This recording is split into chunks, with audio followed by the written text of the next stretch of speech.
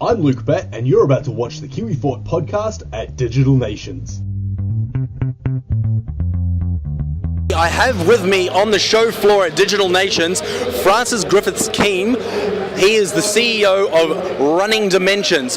Francis, thank you for talking with us. Thank you very much. So, for those who might not know who you are, who are you and what are you doing here? Okay, well, I'm an indie game developer based in New Zealand.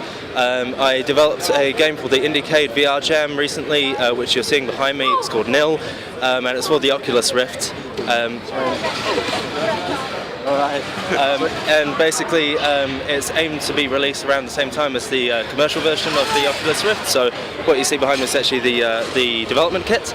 I also work as a contractor for overseas and local game development groups as well, like Renegade Kid, based in Texas at the moment. I'm working for them. So, what is this game? Can you just tell me again what it is and what makes it so unique? Okay, well, it's for the Oculus Rift, so that goes without saying. That's quite a new thing. VR has only really been hitting mass market lately, I think, and it's making massive traction.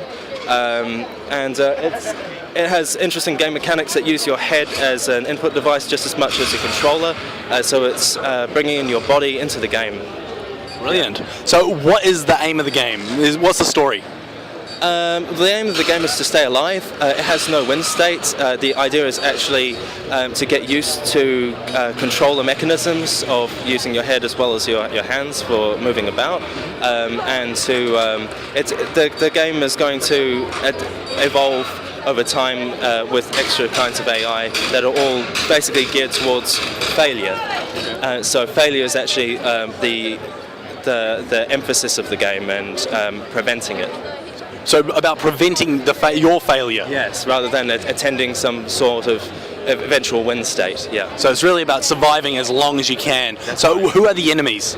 The enemies are these sort of nameless, faceless creatures that I've dubbed angels after the Weeping Angels in Doctor Who. And they've got a very similar mechanic to the Weeping Angels in that you have to look at them in order to defend yourself. If they're observed, then they will not move. If they are no longer observed, then they will move. Ah, very good. Yeah. So how do you go about defending yourself? You look at the angels, so if you turn around, then they can attack you. If they're observed, then they won't attack you. Okay, and it's just a completely open space. Is there there's no point A, point B, no checkpoints or anything like that? Absolutely. So the aim will be exploratory. You'll be moving around and looking around and investigating the environment, but there's absolutely no kind of clear goal. Yeah. Okay, and how have you been finding the reactions from the people that have been attending Digital Nations? Emphatic, I guess. Very people very interested in what's going on. They have a very clear response whether they do or don't like it, and that's what all I aim for, really. Cool. And how long did this take for you to actually develop? 3 weeks. 3 weeks? 3 weeks. That's cool. Sweet. And hey, listen, thank you very much. Is there anything else you would like us to know, or like the listeners to know about your game? Well, you can check progress on www.runningdimensions.com. The game, as it stands, is actually available for public release for free. Yep. As it iterates, we'll be updating information on the website. Yeah, and the only way they'll really be able to play it is if they have an Oculus Rift. Is that correct? Yes, it is designed specifically for the Oculus Rift. Hey, thank you so much for talking with us today. I'm Luke Batt from the Kiwi F.O.R.T podcast, and that was us at Digital Nations. Thanks for watching, and I'll catch you next time. You'll get back in your way.